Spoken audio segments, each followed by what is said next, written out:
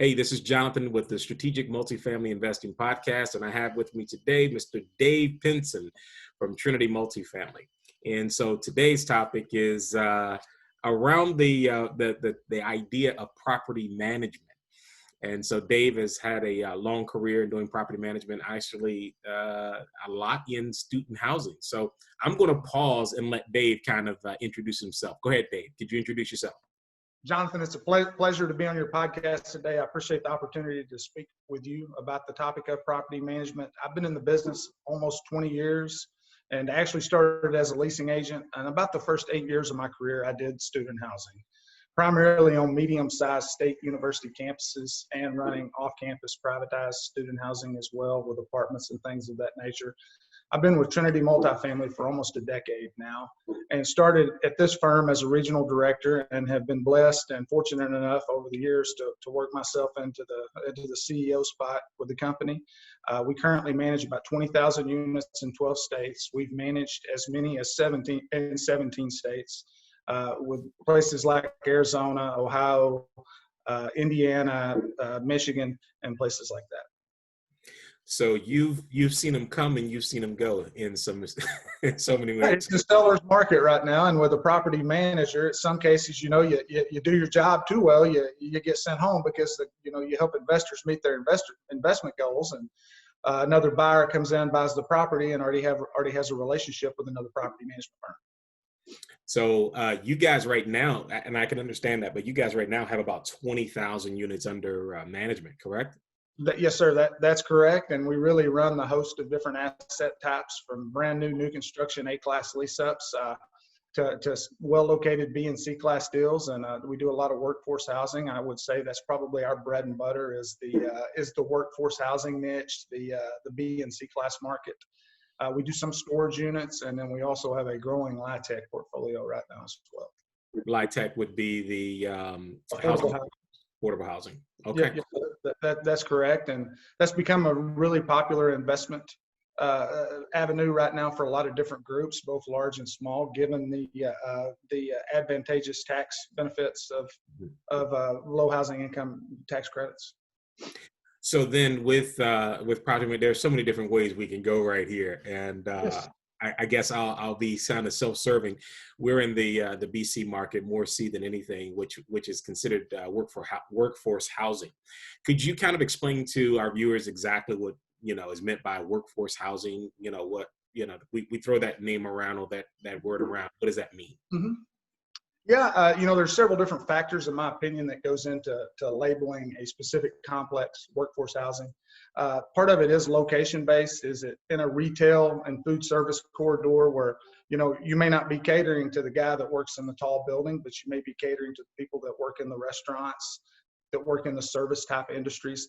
There's an affordability component to that and confuses some people because Fannie or Freddie may label one of my deals in Little Rock as affordable, but it's not a LIHTC deal, but it's affordable based on the national scale of regards of where the rent rates are, who lives there.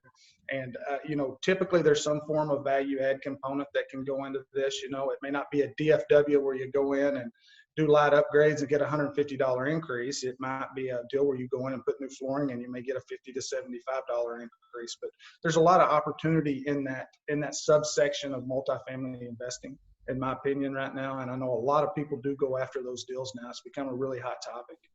So you mentioned that Fannie and Freddie may call it an affordable deal. What does that mean if they do and it's not a LIHTC deal? Again, LIHTC being more what we would consider affordable housing or type of. Yes, sir. I understand what you're asking. It could be dependent on what the market averages are on the rents or the national averages on rents based on cost of living, median income, and things of that nature. It might be a market, for example, that the average rent rate is $700 and the average rent rate at this specific complex that we're talking about, the subject property may be $550. Okay. So it does have an affordable component to it as well. So then what does that mean in terms of like pricing of the loan, in terms of restrictions of things that you can do or can't do? You can't raise rents, if you will? No, sir, not. It wouldn't necessarily pertain to it in that genre, that area, if you will. Now, if Okay. it's a true LIHTC deal and it has a lure on it, yes, there's certain, ramifications and certain guidelines that you have to follow, and ramifications, I should Right. say, if you fail to meet those in regards to reporting, annual rent increases. Can you charge for rubs? Can you not charge for rubs?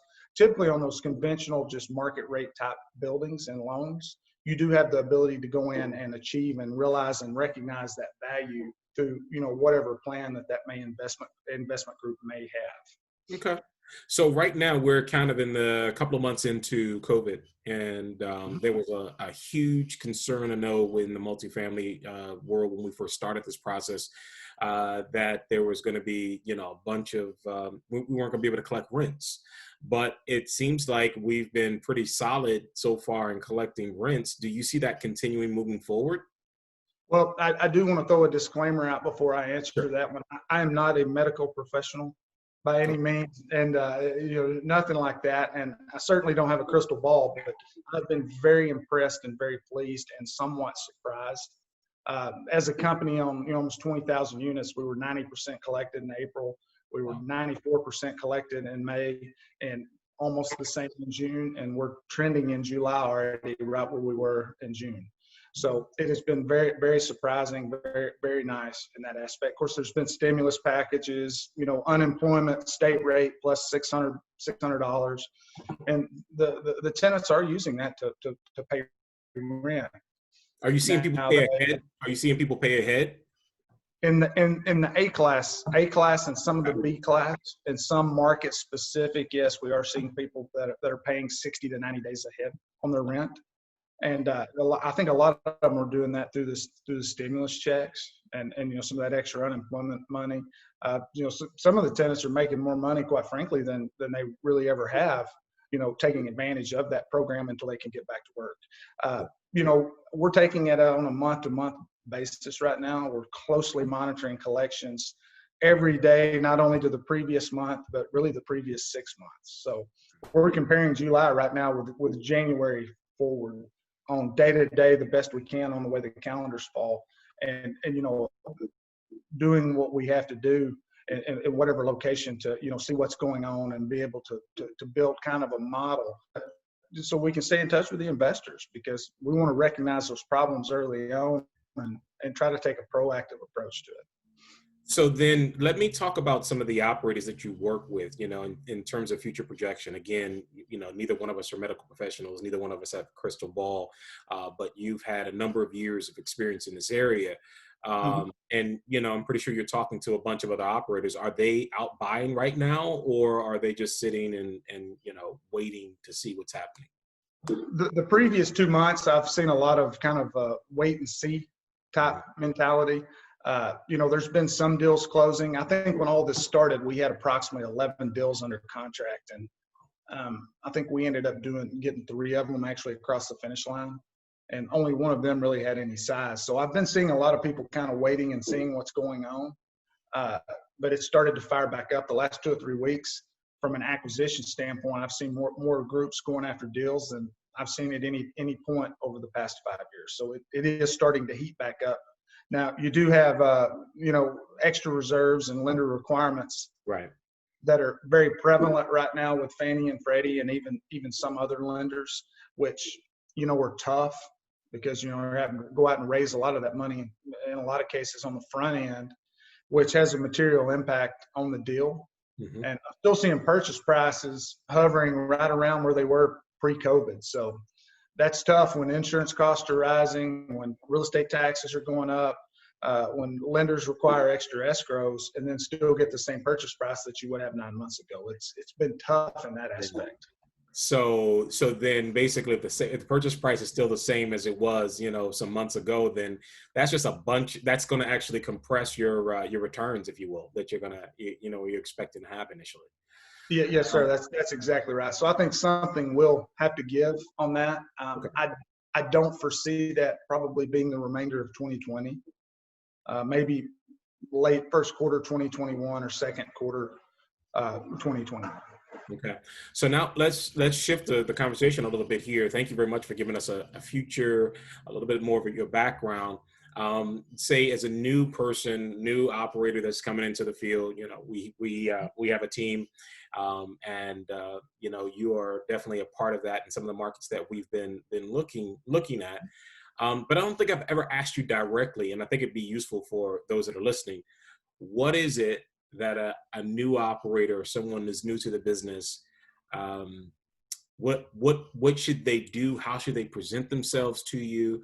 What do you think that they need to be doing, if you will, from your vantage point as a property manager? And also, do you also invest in deals? I think that might be useful for other people as well. Sure. I always encourage you to do their research on whatever property management firm it is. Okay. And there's a lot of different avenues to do that through, whether it's through reference checks, whether it's through satisfied clients, whether it's driving 5 of their locations in a market maybe that the new investment team is looking at. How do the properties present? How do the staff present themselves? And to me, that's the best first place. And the second place is obviously a call and email. How do the philosophies align between the two organizations? Because property management is one of the most integral parts of helping investors reach their investment returns and investment goals, okay? And then on the investment team side, I encourage the use of an asset manager, whether that's a member of the team, however that plays out, to serve as kind of a point of contact and a liaison in between the management company and the group, okay? The third step to that would be to establish, what are the fees? What is the fee structure? Is it a type of situation where the more money I make, the more money the property manager makes? Is it a flat rate fee? Is it 3%? Is it 10%? What's the payroll look like? But to get a true all-inclusive list of fees that the property management companies do charge, because all property management companies are the same, but they're different in that same respect in what they charge for their services. In regards to investing, we have looked into that. We have done that a few times, and we are open to doing that in the form of whether it's just a strict monetary investment, whether it's other services that we can provide. But yes, we are open to that. Okay. It just depends on, the area that you're looking in, or, whether or not the size is there. That's correct. That's correct. Let's talk about sizing. What type of sizing are you guys looking for moving forward? Okay. Really, to enter a new market, and this is fair for the investment team too. We'd really like to get 100 units or more, because that allows us to develop economy of scales, that we can go out and get you as an investor better pricing, that we can establish a true preferred vendor list. We have several national accounts, and it doesn't matter if it's a 12-unit deal or a 500-unit deal. We've got pricing locked in. Okay. Whether it's in Indiana or whether it's in Louisiana, we get set rate pricing. But as far as economy of scale goes, really 100+ units to enter a new market, and that allows us to hire boots on the ground, a community director, the property manager, and a maintenance technician to take care of from a customer service aspect and a facility aspect of the asset. If it's a market that we currently have a footprint in, size is really irrelevant at that point. If I've already got 300, 400, 500 units or more in the market, we would look at any size deal at that point, as long as it made sense. Also, rent rates play a role in that. Maybe it's just a 40-unit deal, but maybe they're condos. Maybe the average rent's $1,500 a month. That plays a big aspect in it as well. Is it a full-blown heavy lift rehab? That plays an aspect in it. We do offer in-house construction management services, and literally turn thousands of units. And I heard the total the other day of I think it's 25 million that we have done just in the past few years on projects, folks just like yourself and investment groups, and we've done that in multiple states. So we were looking at a potential deal in a market that I won't mention, but you remember, where there would have been, if you will, a heavy lift. The situation there was it was 60% rented, so that means 40% vacant, and it did need some significant work. And you're saying that your team would be able to go in, and I think you were not too far. You were in that market, if you will. you all could go in and turn that up. Mm-hmm. How does that kind of look in that sort of situation? You have, again, it's 60% rented, 40% not, and the rents are really suppressed compared to the area. How does that normally look? I know every situation is different, but how does that look? How do you guys engage that? We would go in and be involved in the process. We request to be very involved very early on. And by that, I mean, when you're analyzing the deal, we're happy to look at your underwriting. We like to be fully involved in the due diligence aspect of it. And we use that time to go through those vacant units and establish a timeline. Okay. You know, for example, unit 101 is going to cost you $3,500 to upgrade it or to update it or just to make it ready. And we think as a result of doing that, you can get $750 in rent. So we will put together a timeline and a pricing structure for you on, hey, I think we can lease 8 units a month. I think we can make ready 10 a month, and we can give you a chronological timeline, both financially and from a leasing saturation standpoint, on what the project looks like long term. And then we can even provide an overall operational assessment that will say, hey, the average turnover of the complex is 10% a month. Okay. So we're going to turn these 6 legacy tenants, and we're going to make ready these units. It's going to cost X number of dollars, and then you're going to be able to rent them for $725. Got it. So that, I mean, that's pretty good that you all have that in-house, and that's not going to be something that, an operator is going to have to work on outside of that. That's correct. We do offer a one-stop shop type service if that's what the investment group does want. We offer a la carte services as well, and really try to tailor that to meet the unique and individual needs of the investment teams. So then let's direct this more to you, in terms of what you're looking for right now. You mentioned new markets, you mentioned existing markets. What are you all looking for, if you will, in this next, say, 6 months or so? I know, again, we don't have a crystal ball, but I'm pretty sure that you guys have a direction. What are you looking for? We do. I'd mentioned deal flow seems to be picking up, and I haven't seen any deals close yet. But, COVID really hindered that just with the added extra escrows and really the uncertainty of it. But then on the flip side of it, we do a lot of management plays as well. Owner calls us and says, Dave, I know you operate in Tulsa. I've got a complex here. I'm not happy with the current management on it. What do you think you can do with it?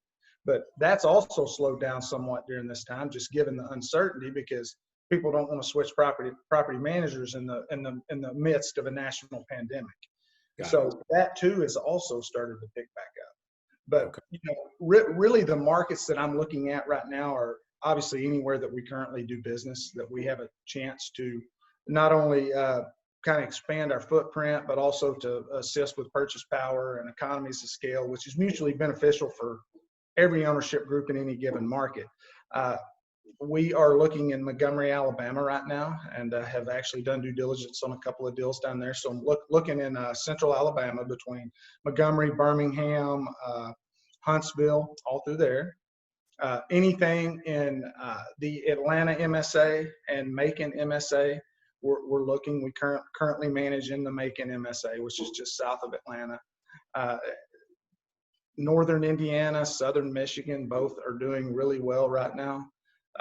Places we have managed before. Tucson, Arizona is another one. So there's several markets, yes, that are really, really good markets right now. Now, some of them are almost impossible to find a deal in right now, just given what else going on. But those are some of the key markets that we're looking. So really Alabama, Northern Indiana, Southern Michigan, Tucson, and really Georgia in general. Okay. And let me see if I can wrap up with this last question. I mean, there are more things, and I want to open it up to you, kind of open-ended. If there's anything else that you think you want to communicate to the team or to the listeners, but what are some of the mistakes that you commonly see that new operators or even seasoned operators are making that make your life a little bit more challenging, that you wish that we would not do? Okay. Well, I can impact leasing through various marketing programs that we've came up with over the past decade. And some of them even transcend markets. What works in Atlanta, in some cases works in Dallas too. But so I can really change leasing, and that's on me at that point. The one thing I can't change are rising utility costs, rising insurance costs, and a lot of jurisdiction chasing sales much quicker than they have historically, and Mhm. and tax rates, and also what the investor pays for the property. There's times I've been put in situations where I wasn't even involved in the acquisition, and I'm looking at a property that's got 70% debt service on it, and that's if I'm running it completely full. So it's kind of hard to do when that's the case. Another example, somebody buys a 200 unit deal and says, hey, I'm spending $500,000 on the rehab. Well, I go in and I need $1 million to even get it to 90% rentable. I may or may not have been involved in the process, whatever the case may be, but I'm running really on a bootstrap budget at that point, and it's hard to get over the hump. That's two of the biggest things. Purchase price plays a key role, and I know that's cliche, and that's like, well, duh, Dave, yeah, but really paying attention to that, and leaving some margin in that, especially right now with COVID going on. Right. So in terms of a couple of things that you mentioned 70% debt. Generally, Mm-hmm. with Fannie Freddie, you're doing 80% agency debt, right? And then you're raising the other 20%. Mm-hmm. So having 70% debt is good, because then you've raised that extra 10%. I mean, you don't have as much Yeah. as a payment. Why is that an issue, I guess? And now that I didn't explain that very well. The 70% was the mortgage was literally 70% of the income. Oh, Yeah, I wasn't talking about LTV. done. I get it. Yeah. Yes. 70. Okay. I'm about to say, yeah, that didn't make sense. Okay. Got it. It Yes. leaves very little to no margin to operate on just 30% of the remaining collections for utilities, maintenance, and everything else. But yes, 70% LTV. I'm seeing a lot of that right now, and 75%. Yeah. Mm-hmm. Yeah. I think that that even gives you some sort of better terms. But I will say that, you've been a real asset and help in that, as we've been looking at another property in another market, we were able to come to you and say, okay, here is our underwriting, here's where we are. And, you were able to quickly do your thing and say, you know what, I think we can get rents up. Yep. So it wasn't we went to rentalmeter.com, which is a great tool, especially for the family, but you're talking to a property manager who may already be in that area, in that particular market, and can say, yeah, the rents are low, we can push the rents, and then you can use that and factor that into your underwriting. So that's an excellent point. And so I encourage anyone, if you're going to be doing anything, make sure that the property management company is a part of it. Mm-hmm. So I'm gonna take a step back. I mean, and see if there's anything else. I'm just gonna open ended to you. Is there anything else that you'd like to communicate out there to the community that we should be doing as a best practice, or that you'd like to say, or that you'd like to see moving forward within our industry? Okay. Well, once again, Jonathan, I do appreciate the opportunity to be on your podcast and to address everyone. Best case practices. Really pay attention to markets right now, because they are ever evolving. There's a lot of transitional areas and a lot of markets that we really need to pay attention to. And transitional doesn't always mean good. It doesn't always mean bad. But to really find someone that can assist you on the current market. Just because someone has 20,000 units in 2 states doesn't mean they will be good in a 3rd or 4th state. So really vetting out that property manager, someone that has a good pulse on whatever market that you're looking in, okay? And from that, really working on purchase price and setting realistic upside goals for these units. I see a lot of new investment groups that get in trouble when they think they can, they got a $200 rent bump in Dallas. Well, that same group thinks, well, I can do the same program in Tulsa or Oklahoma City and get $200 rent bumps as well. Every market has a rent ceiling, and they might be 500 or it may be 1,500, but really paying attention to that on the front end of the underwriting, because let's be honest, I underwrite a lot of deals. We have 2 analysts, and I even underwrite deals here at Trinity. We do 20, 25, 30 every week that we're looking at, okay? Wow. And I can put whatever I want to on that underwriting sheet, right? It may be realistic, it may not be realistic. I may underwrite it 5 times to try to hit the goal that my group needs, or that a group's looking for. But to really have an honest, upfront approach with sound logic and reason on why we are underwriting a deal that way. And me and one of my partners here, we play devil's advocate on each other's deals. Have we thought of this? What if it's really a $75 rent increase and not $100 a quarter? Really stress testing these deals. And that's a service that we provide for the clients right there as well. I have no problem, Jonathan, as you know, of taking your underwriting and saying, hey, I like it, or, hey, we really need to back up on this because there's no way we can staff it for $400 a door in payroll. It's going to be $900 in payroll. And getting those conversations out of the way early on in the process, because if my money's already hard on the deal, and someone tells me that, yikes, we've got a problem. So that's a best case practice, but find a property manager that you can form a relationship with. To me, that's the most important aspect of what we do in multifamily housing, and whether single family, multifamily, or just real property investments, is finding someone that you can form that relationship with, and someone that can help you scale your business, but can also assist you in multiple areas. Because I work with groups that have 10 property managers. I work with groups that have 1 property manager.